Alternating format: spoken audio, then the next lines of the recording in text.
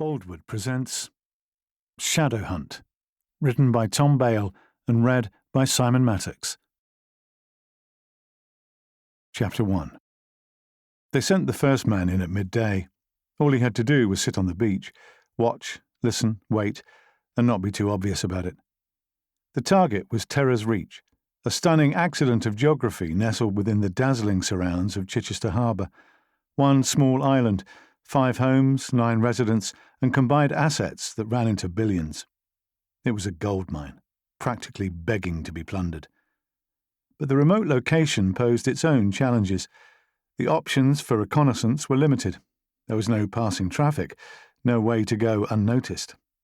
Here, amongst the super-rich, anyone seen loitering was liable to be challenged or reported to the police.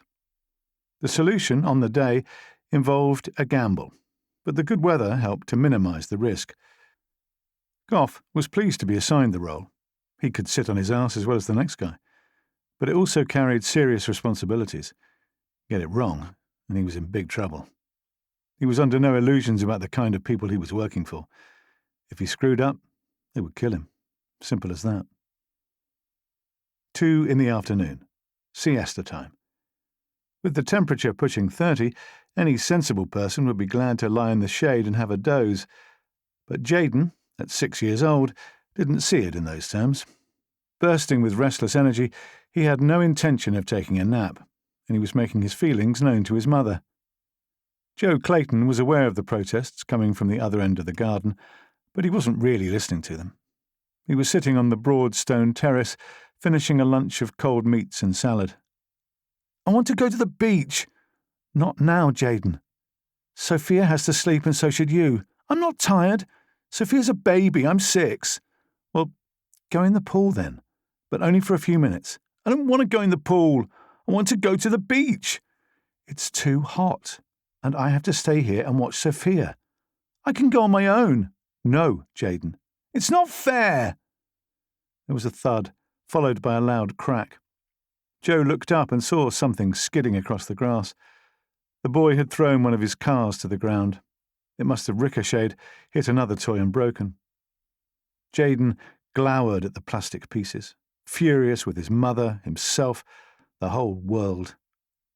It was a state Joe keenly remembered, the terrible, aching frustration of childhood. Not that his own parents would have tolerated such destructive behaviour. "I hate it here," Jayden shouted. "I wish we still lived with Nanny and Grandad." Joe winced. He'd already decided to intervene when a first-floor window was thrown open, and a voice above him roared, "Cassie, do something about that boy!" With the order duly issued, the window slammed shut.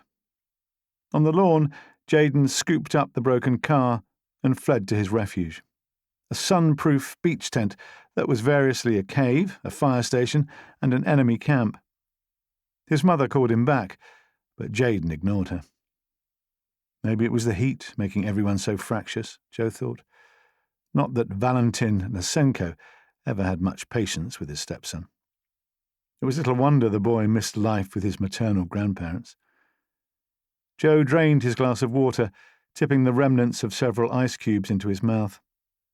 As he stood up, his chair scraped noisily on the stone, and he almost expected it to provoke another tirade from above. When Valentin was preoccupied with something, he demanded absolute peace and quiet. And what Valentin Nasenko wanted... It was late June 2017, and Joe had been working for the family for just over 9 months. He'd met them the previous September on the Greek island of Naxos. Having concluded a summer-long stint as a deckhand on a chartered yacht, he'd picked up some casual bar work in Naxos town. Valentin's principal advisor, Gary McWhirter, had been in the bar when a fight broke out between rival football fans during a televised Champions League game. Impressed by Joe's handling of the mini-riot that ensued, McWhirter had invited Joe to meet Nasenko. One of his security team had resigned at short notice, and Valentin wanted an extra body to watch over his wife and newborn daughter during a 3-week cruise around the Aegean. At first, Joe had been reluctant. The thought of babysitting a young mother and her child didn't hold much appeal.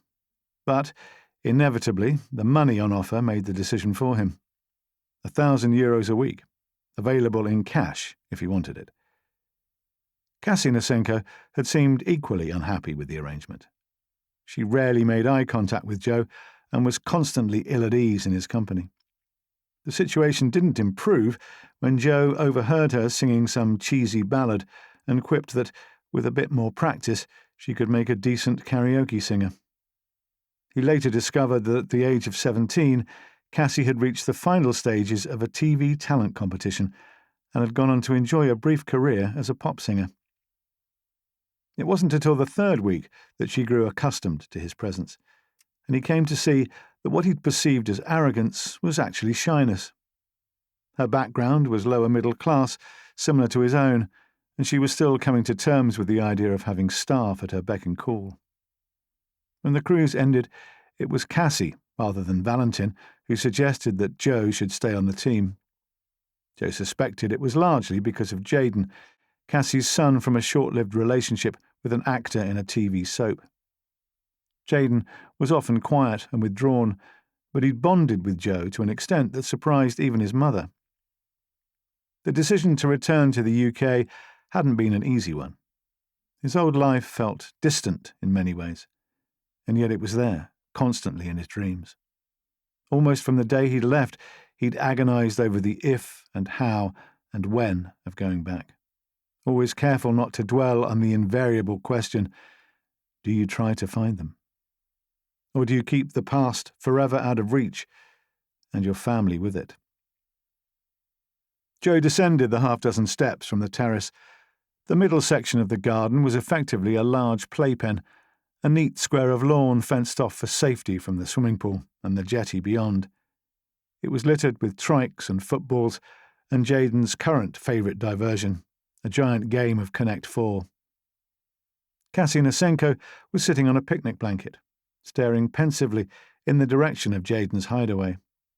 Next to her, 10-month-old Sophia lay gurgling contentedly beneath a large parasol, her pudgy white limbs contrasting with her mother's deep tan. Cassie was a small, slight woman with an almost boyish figure, narrow hips, bony shoulders and thin arms. At first glance, you could mistake her for a teenager rather than a woman of 25, a wife and mother of 2 children. Throughout the present heatwave, unseasonable even for June, she'd maintained a uniform of flip-flops, denim shorts and cotton shirts over a bikini. Her sun-bleached brown hair was tied up in a ponytail, her green eyes clear and bright against the tan. A sprinkle of freckles over her nose gave her a cute, tomboyish look. At Joe's approach, she put on a brave smile. Close up, he was struck by the weariness in her face. Sophia was teething at the moment, but despite the sleepless nights and, contrary to her husband's wishes, Cassie remained determined to do without the help of a nanny. Joe admired her for that. I can take him to the beach, he offered. I don't like giving in to him when he's had a strop. I know, but for a quiet life? Joe nodded towards the house. With a sigh, Cassie said, All right, only for 10 minutes or so. Then he really must get out of the sun. You okay if I have a swim while I'm there? Fine, but keep a close eye on him, Joe. He's become a little monster lately. Oh, he's a good kid at heart. I'm sure he didn't mean what he said about living here. Joe knew at once that he'd overstepped the mark, though Cassie merely gave him a wistful smile. I think he meant every word. Chapter 2. Terra's Reach had captivated Joe from the moment he'd first set eyes on it. He wasn't familiar with the area, and had previously assumed Chichester Harbour to be a man-made construction, with a sea wall and all the accoutrements of a commercial port. In fact, it was a vast natural harbour, straddling the counties of Hampshire and West Sussex, 11 square miles of water in a tidal basin of mudflats and salt marsh, with 3 main channels and countless other inlets, creeks and waterways around half a dozen peninsulas of varying size and shape. The Reach was a small island on the eastern side of the harbour, once joined to the mainland by a narrow causeway, accessible on foot at low tide. Its name derived from a Victorian working boat, the Terror, which had sailed around Chichester Harbour, transporting oyster catches from larger offshore vessels. The Reach marked the furthest southerly point on its route. Uninhabited until the 1890s, the island's sheltered coves had been used by smugglers for centuries. When coastal erosion destroyed the causeway in the mid-1930s, a chain ferry was installed as a result of funding from the War Office, which had acquired 2/3 of the 500-acre island for use as a training camp. The ferry was superseded in the 1960s by the construction of a road bridge, and while the MOD still maintained the training camp, its lack of use in recent years had led to fevered speculation about its future. In the meantime, the only private dwellings were spread in a graceful arc on the southwestern corner, with views out to sea and across the bay towards Hayling Island. Originally, there had been 11 quite modest houses on the island, but in the past 2 decades, all but one had been demolished and replaced by much larger, architect-designed mansions. Now, there were just 5 in total, with an average value of $5 million apiece, making property on the Reach even more expensive than in the better-known resort of Sandbanks, some 70 miles to the west.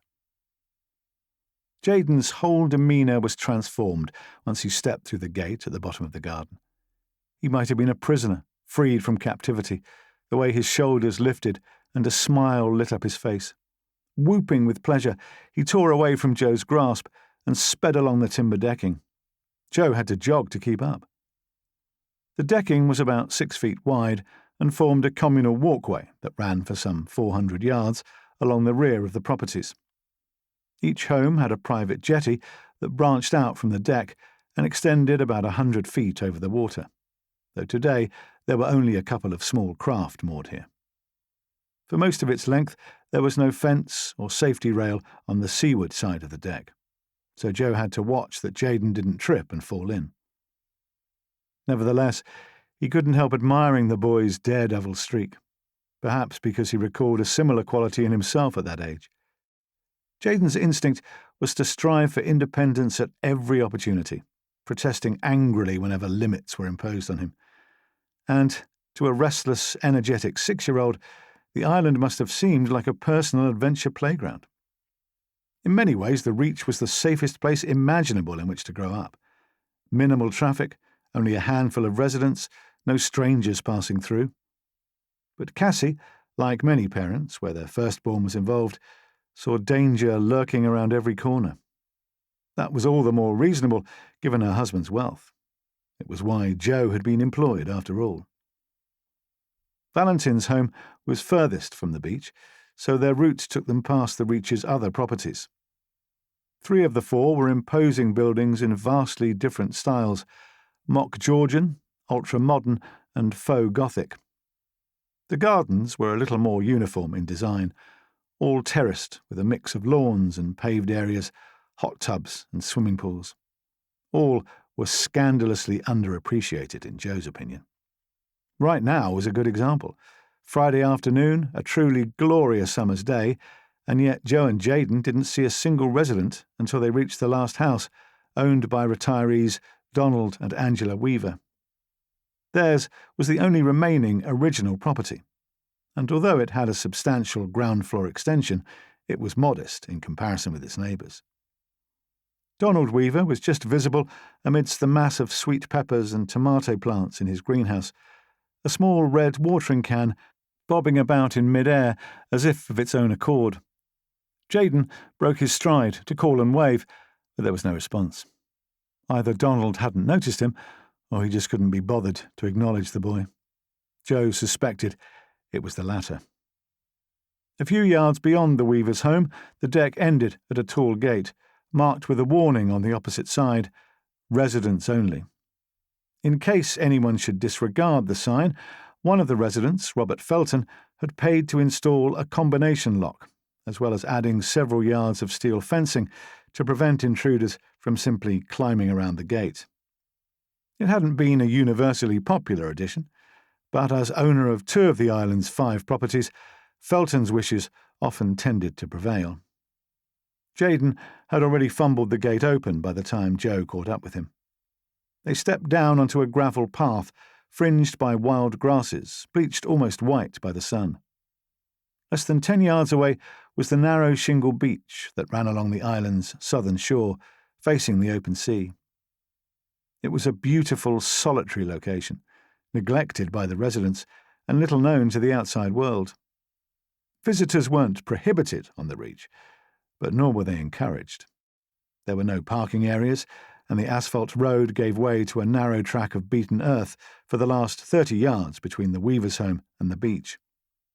By way of further deterrence, nettles and brambles had been allowed to encroach on the track, and a sign marked "Private Property" had been erected, illegally, by Robert Felton. Today, however, those deterrents had failed. There was a stranger on the island. Goff heard them coming before he saw them, but only by a second or two. It didn't give him time to react, and he was professional enough to know that sudden movements attracted suspicion. Better to stay put. At first he ignored them, before realizing it would be unnatural to show no curiosity.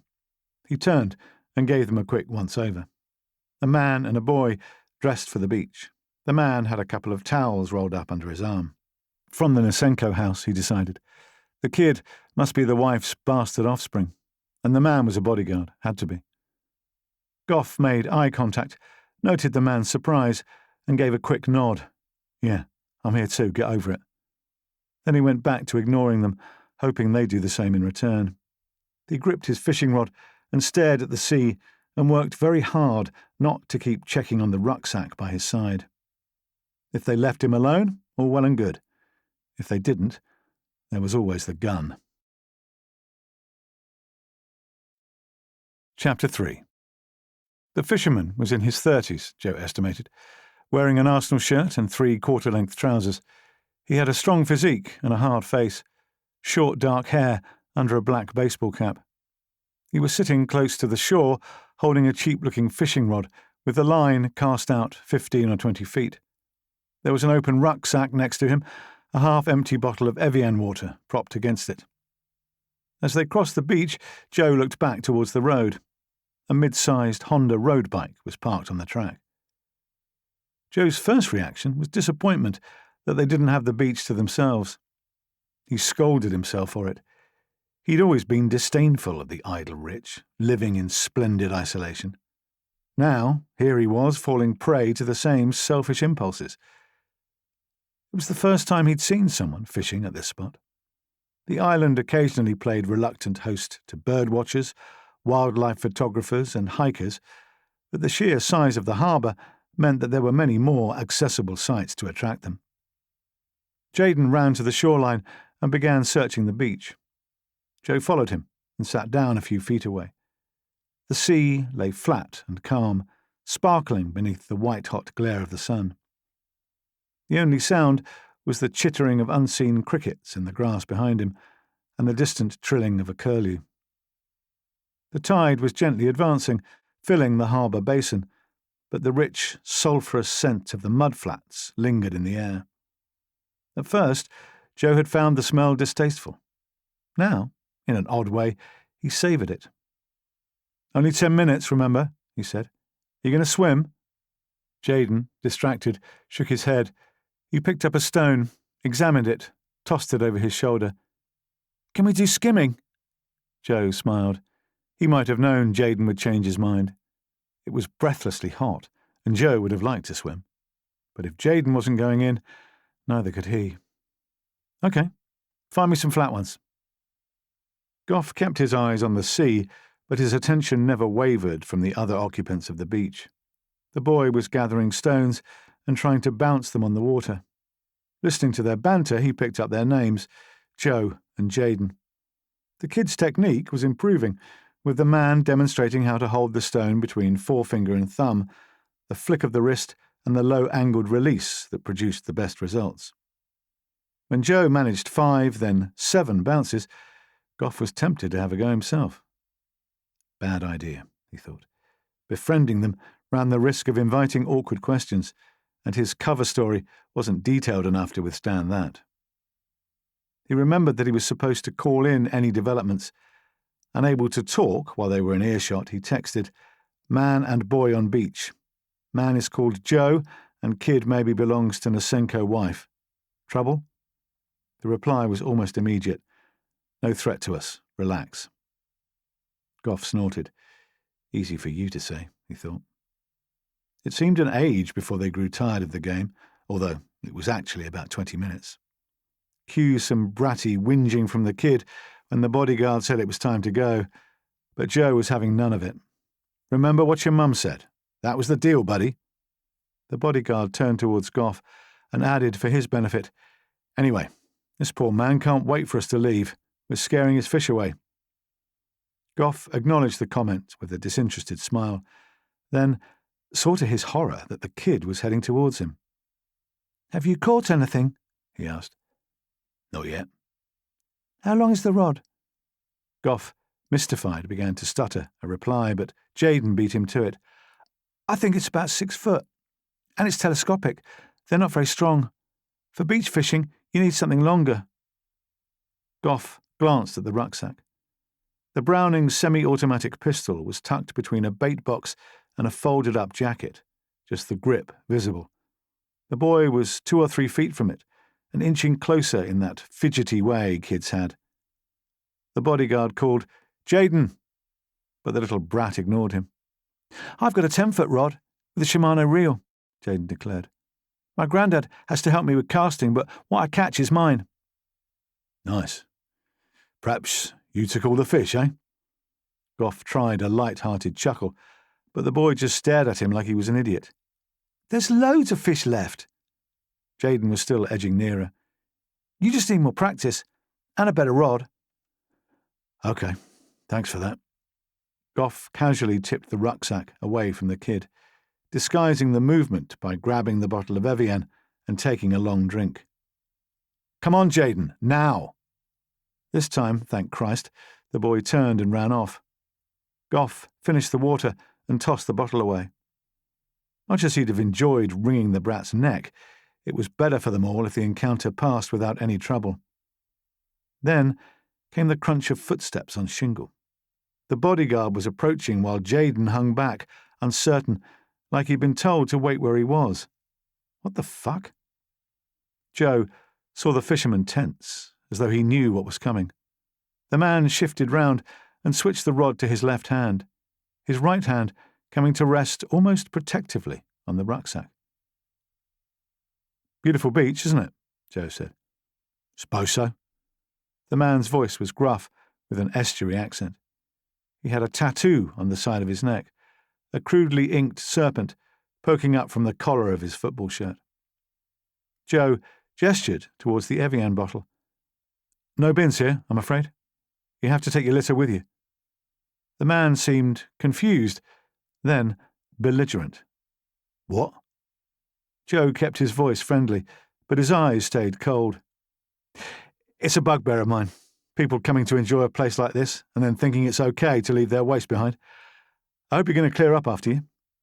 The man looked away, grinning as if at a private joke. "Is that a threat?" "Do you need it to be a threat?" "I don't like being told what to do. I know that much." "Consider it a suggestion, then, or even a polite request. Please take your litter with you." There was a long pause. Joe readied himself for trouble, while the fisherman stroked the top of his rucksack as though it were a faithful pet. Then he surprised Joe with a sudden conciliatory smile. "Sure, I'll clean up. You won't even know I was here." Boiling with suppressed fury, Goff got up and retrieved the water bottle. He felt Joe's gaze on him for a few more seconds, then the bodyguard turned and crunched over the stones to rejoin the kid. Joe's broad back made a perfect target. Goff longed to pull out the gun and bring him down. Shoot the kid too, for that matter. He stuck his hand in the rucksack and felt the comforting solidity of the Browning's grip. Joe was punching in the code for the gate to the boardwalk. There was still time to do it. He thought about the text. "No threat to us. Relax." Yeah, right. He dropped the fishing rod, grabbed his phone and made a call. Joe and the kid were through the gate now, all but out of sight. "They've gone. But the bodyguard was suspicious." "Why? What happened?" "Nothing." Goff knew he sounded too defensive. "I just think I should pull out. I can't see bugger all from here." A moment's deliberation. "All right. We'll be coming in ourselves soon enough." Chapter 4. Joe and Jayden were almost at the house when they heard the distant roar of the motorbike. Joe wondered if he'd discouraged the fisherman from staying. If so, he wasn't particularly sorry about it. He resolved to wander back to the beach later and see if the man had made good on his promise, maybe get a swim at the same time. He had protection duties this evening when he had to take Cassie and the children to Brighton, but the next few hours were his own. It wasn't until he delivered Jayden back to his mother that Joe realised how restless he felt. The run-in with the fisherman had got his adrenaline pumping. He had a lot of energy to burn off, and he knew just how to do it. The frontage of Valentin Nasenko's house was 100 feet wide and 80 deep, enclosed within a rendered brick wall. Most of the space was paved driveway, with a decorative shrubbery along the borders. A month ago, Valentin had decided that the greenery served no useful purpose and should be paved over. Joe thought this was a shame, especially as it involved ripping out plants and trees that had been planted at great expense just a year or two before. But rather than bring the landscaping firm back, Joe had offered to do the work himself in his spare time. It kept him busy, and it kept him fit. And sometimes it served as a kind of penance. He'd already excavated the land to the required depth, laid weed fabric and hardcore. The next task was to add a layer of sharp sand and compact it to form a bed for the block paving. Earlier in the week, 10 tons of sand had been delivered in bulk bags and stored just inside the gates. Now, fetching a wheelbarrow and a shovel from the garage, Joe began to transport the sand across the drive and spread it over the hardcore. The blazing heat made it punishing work, but that was good. That was what he wanted. What he found most satisfying was the simplicity of the task and the immediacy of the results. That, plus the solitude and the fresh air, and the fact that he could go anywhere in his mind while he worked. Or he could just let his mind go blank. More than once, Joe had reflected on the path his life might have taken had he opted for a trade like this, a life of good, honest labour. If he'd chosen that route, he might now be enjoying a happy, uncomplicated existence with his wife and daughters. Instead, he was marooned here in a seductive illusion of paradise. He was running the wheelbarrow back for another load when he caught movement beyond the gates. Angela Weaver was walking past, pushing her sturdy mountain bike. She was a familiar and treasured sight, usually sailing past with her long, grey-blonde hair whipping out behind her, and Brell, her elderly yellow Labrador, hustling in her wake. But Joe wasn't accustomed to seeing her like this, trudging by on foot, head down and face hidden. When he called her name, she didn't respond. Joe left the wheelbarrow and hurried across the drive. Angela was hobbling slightly, and the bike's front tyre was flat. Her Labrador looked every bit as dispirited as she did. "Angela, are you all right?" Now she glanced round, her eyes narrowed with pain. "I'm fine, just took a tumble. Let me see." Joe hit the button on the post that opened the wrought-iron gates. "Come in for a minute." For all her stoicism, Joe had the feeling she welcomed the invitation. Brell escorted her through the gates, accepted a quick rub around the jowls in greeting, then trotted off to investigate the pile of sand. "Donald's always cautioned against my reckless cycling. Now he has irrefutable proof." Angela had a clear, well-modulated home counties voice, the sort that Joe's parents would have teasingly summed up with the word frightfully. But it fitted her age and appearance so aptly, Joe couldn't imagine how else she might sound. "What happened? Did you hit something?" She shook her head. "I'd just come over the bridge when I heard an engine. I looked up and found a motorcycle herring towards me in the middle of the road." Joe felt a twinge in his jaw and realised he was gritting his teeth. "Goodness knows what speed he was doing," Angela went on. "Anyway, in my panic I swerved towards the verge, hit a fallen branch and went flying." "What about the motorbike? Did it stop?" "Sadly it didn't, and it was nobody I recognised. One of Oliver Felton's friends, perhaps?" Joe held her gaze for a moment. Of all the island's residents, Angela was the only one Joe really trusted, the only one he'd come close to confiding in. "I'm afraid it's probably my fault," he told her. He described his confrontation with the fisherman and offered her an apology. "If not for me playing the eco-warrior, this wouldn't have happened." "Nonsense. For all you know, the man always writes like a maniac. Besides, you're quite right to challenge little louts. If I had my way, polluting beaches would be a capital offence." He grinned. "Well, I'm still sorry it happened. Are you hurt?" "Not really." With no hint of bashfulness, she hoisted the hem of her dress to mid-thigh. There were grass stains on her shins and a large graze oozing blood on her right knee. Joe was surprised by her cheerful laugh. "A schoolboy wound. I look like something out of Just William." She refused his offer to fetch the first aid kit. "I'll clean it up when I get home, and then try to get this damn machine roadworthy again." "I can help you there." Joe raised a hand to cut off her objection. "No arguments." "Very well, but you don't have to." She stood back as he turned the bike upside down, then fetched a box of patches from the garage. He'd used one a few days ago for an emergency repair on an inflatable crocodile that Jaden had burst while playing in the pool. There were no tyre levers, but he had a Leatherman multi-tool.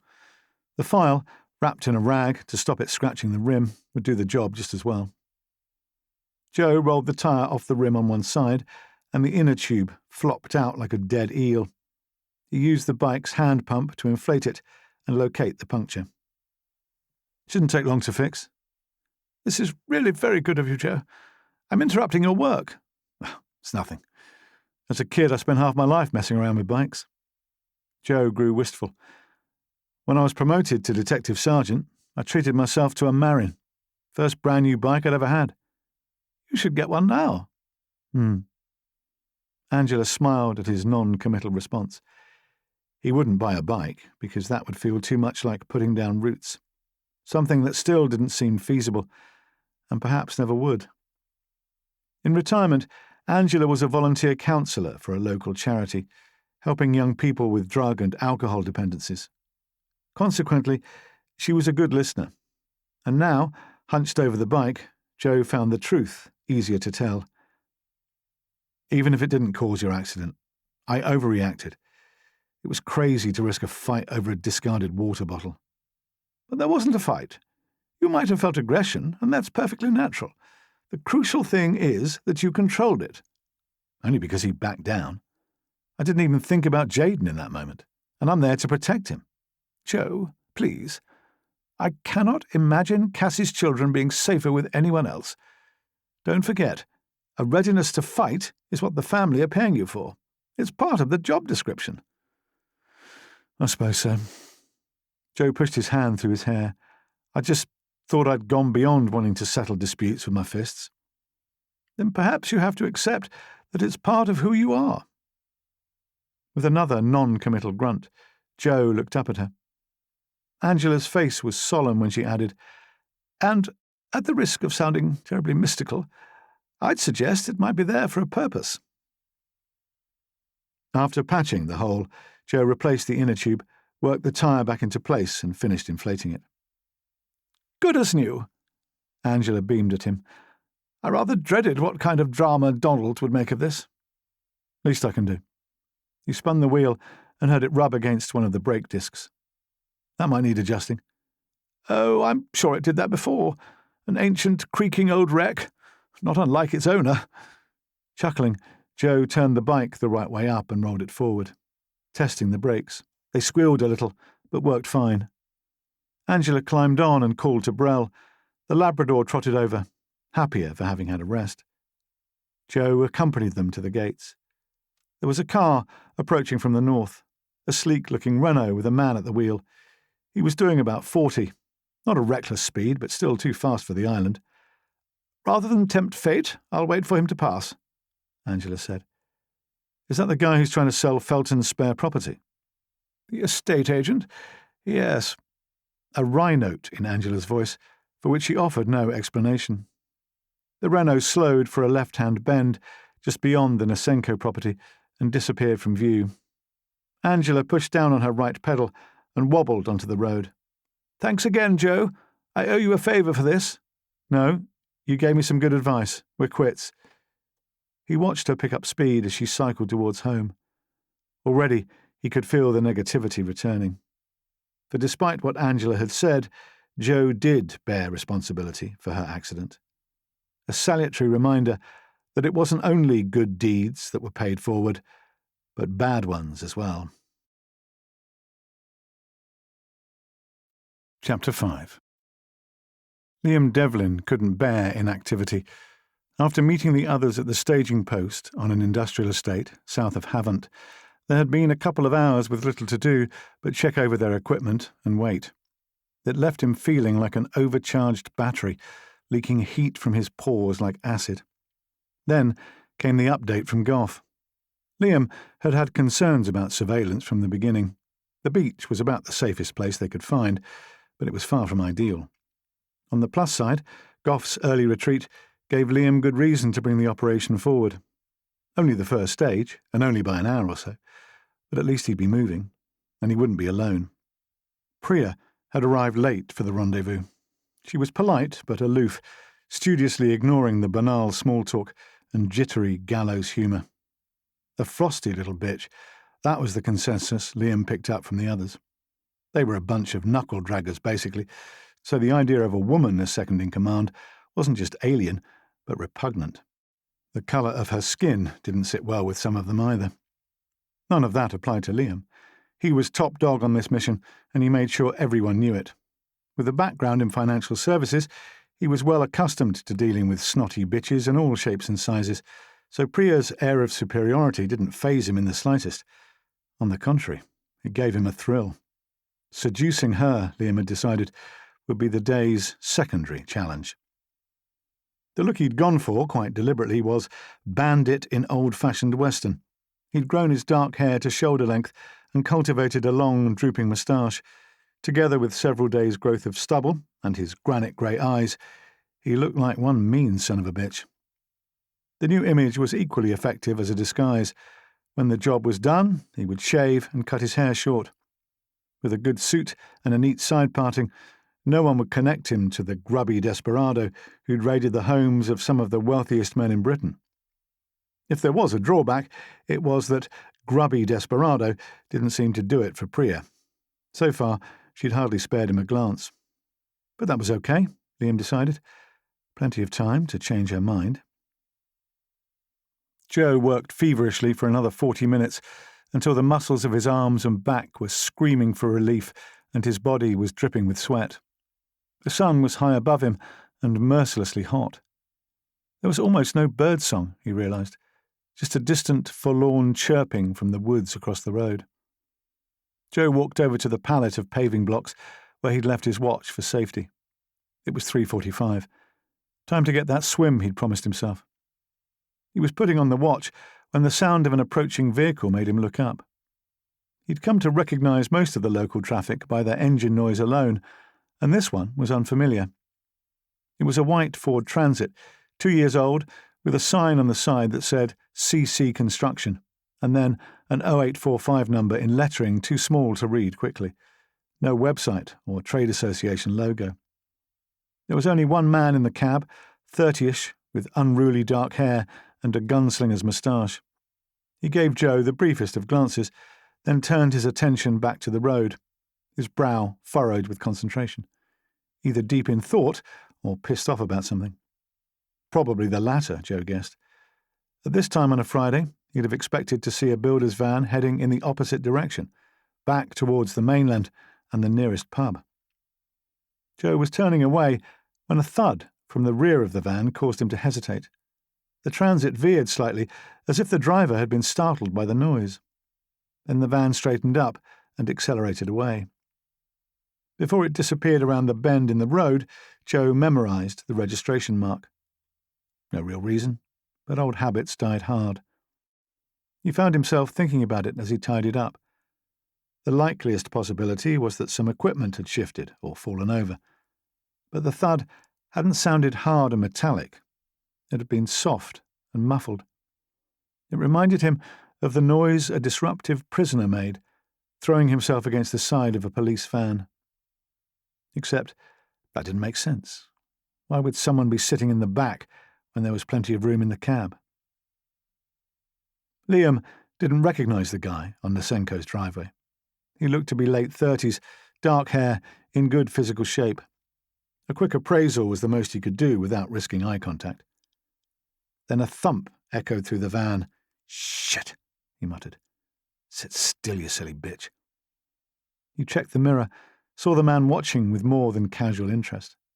Maybe the same guy who'd rattled Goff on the beach. Seeing him, Liam could understand why. Now out of sight from the Nasenko house, he grabbed his phone and made a call. "Just passed some nosy bastard on the driveway. That's the other bodyguard, I take it. You have no need to worry about him." "Sure. He looks pretty handy." "Don't worry. Soon he will be gone from here. The others are ready, yes?" "Oh, yes," Liam grinned. "Everyone's ready and raring to go." Chapter 6. Angela rolled along the path at the side of the house, feeling tremendously relieved that Joe had come to her aid. It meant she needn't mention the accident to Donald at all. She regularly encountered Joe on the beach, and over a period of months he had gradually revealed more about himself. After swearing her to secrecy, he had admitted to being a former police detective, estranged from his wife and young children. What he hadn't, and apparently couldn't, tell her was the precise nature of his police work, or the reason why his marriage had broken down so irretrievably that he no longer saw his daughters. Angela was content to make it clear that she was there for him should he ever wish to talk it through. That he carried some kind of debilitating secret, she had no doubt. But he was a lovely man who, for the most part, endured his suffering with good grace. The same, sadly, could not always be said of her, or of poor Donald. Propping the bike against the fence, she turned to make sure Brell had followed her into the garden, then checked the graze on her knee. She would clean the wound with witch hazel, but not until she'd had a cup of tea. She took a couple of breaths to compose herself and patted her hair into some kind of order. Silly, really. She could stroll in wearing clown makeup and a fright wig, and Donald would be hard-pressed to notice. As she opened the back door, a familiar melancholy descended. Long ago, she had watched an intense, beautiful film called House of Sand and Fog. It had inspired her to christen her home in a similar fashion. For the past 2 years, this had been the House of Sorrow and Fury. And although she could never countenance leaving it, she also knew she could never quite feel happy here any more. Donald was at the scarred pine table, seemingly engrossed in a recipe book. Impervious to the heat, he was wearing his favourite gardening clothes, brown cords and a threadbare check shirt. He didn't acknowledge Angela's presence until the dog padded over and collapsed panting at his feet. "Nice ride." "Lovely," she lied. "But it's sweltering out there. Poor Brell was labouring." Donald stroked the Labrador's head. "You go too fast, that's the trouble." "It keeps me fit. I wish you would exercise more often." "No point," he said, licking a finger and turning the page. "See anyone?" "Just that chap who works for the Nasenkos, Joe." Angela saw her husband flinch. His head sank towards the refuge of the book. She lifted the kettle and tipped the dregs into the sink. "That's his name, Donald. I can't help that, and I can't not say it." "Yes, you can." "Oh, Donald." Her exasperation blew out on a sigh, lost in the gurgling rush of water as she refilled the kettle. So many times she had resolved to bring this nonsense to an end. Always she found herself putting it off, avoiding confrontation at all costs. Today, her justification for doing so was slightly more warranted. The accident had shaken her to a far greater degree than she'd admitted to Joe, because the truth was that the motorcyclist had seen her in plenty of time, and yet had made no attempt to correct his position. If anything, he'd been aiming right at her. The first thing Liam noticed was that the gates were open. A second later, he spotted a car on the driveway. It must have come in after Goff had left the island. He let the van glide past the entrance and drew up alongside the perimeter wall. The neighbouring property was partly obscured by a screen of mature fruit trees, and there were no buildings at all on the opposite side of the road. Ample privacy while he considered the next step. He turned off the ignition, and almost immediately there was a rapping on the bulkhead. With a sigh, Liam slipped out of the cab, checked the road was clear, then opened the rear doors. The wash of hot, stale air made him recoil. The van was packed with equipment, including 8 large propane cylinders. Squashed amongst them, Priya should have looked grimy and dishevelled, but there didn't seem to be a trace of sweat or dust on her. As she stepped down, it was all he could do not to gasp. Even in blue jeans and a plain black top, she looked like an Indian princess, or maybe a Bollywood star playing the part of an Indian princess. She was tall and slim, with broad shoulders and a narrow waist. Her hair was dark and lustrous, as light and fine as smoke. She had milk and honey skin, every inch of it utterly smooth and unblemished. No sense denying it to himself, Liam thought. He was hooked. With Priya taking in the magnificence of the building, Liam studied her reaction. He saw her eyes widen, then narrow again with concentration. The house, a monstrosity christened Dreamscape by its developer, was 8,000 square feet of prime real estate. The curved exterior walls were clad in red and white glass ceramic panels, which to Liam resembled nothing other than a dozen gigantic Coke cans stacked in 2 layers of 6. The current price tag was $8 million, and it had been on the market for nearly 2 years. The design's too idiosyncratic, Priya finally concluded. That's why it hasn't sold. That, and the fact it's overpriced by about £3 million. She turned to him, frowning. Why are the gates open? Joe finished clearing up while debating whether to head for the beach and see where the mysterious van had gone. A voice in his head told him to leave it. His job was to watch over Cassie and her children, not patrol the island for rogue builders and litter louts. He was still undecided when the front door opened and Cassie Nasenko appeared, carrying a tall glass of water. Thought you needed a drink, she said.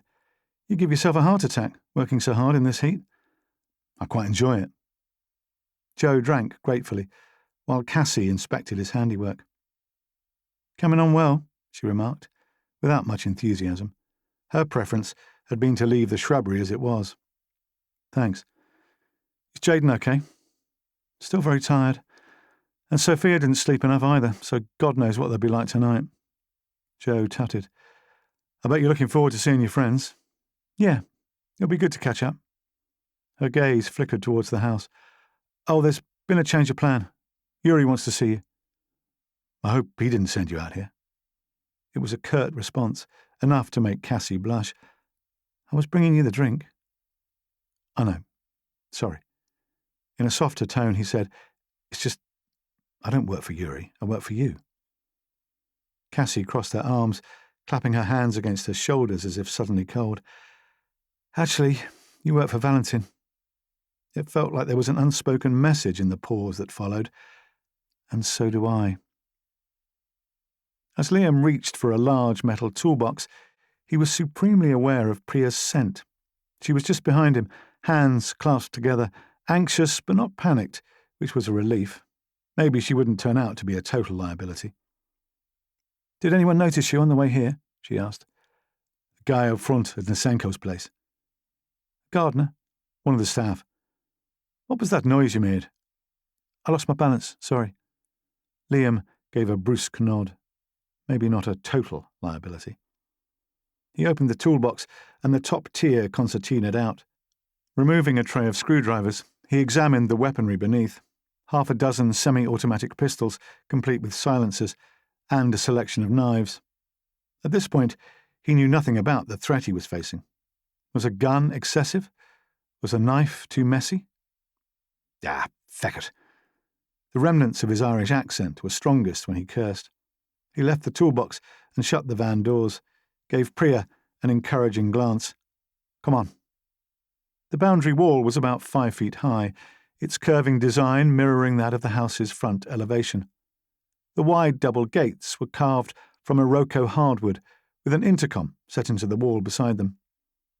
Liam knew the building had an extensive security system. It was quite feasible that someone would be monitoring their approach, so he made sure to stroll up to the front door, his leisurely manner and pleasant smile reinforcing his entitlement to be there. Priya followed, studying the large potted palms along the driveway, as if half expecting someone to leap out at her. "Relax," he said. "I'm perfectly relaxed, thank you." Definitely an attitude there. Fortunately, he liked a bit of spark in a girl. The car was a Renault Megane Sport. Liam casually trailed his hand along the bonnet as he passed it. Still hot. The solid front door was flanked by narrow windows of opaque decorative glass. There was a security camera mounted above the door and a covert one embedded at eye level in the door itself. "Go with me," Liam said, and knocked firmly. "What are you planning to say?" "Depends who answers." The door was opened without caution by a young man in pinstripe trousers and a puce-coloured shirt.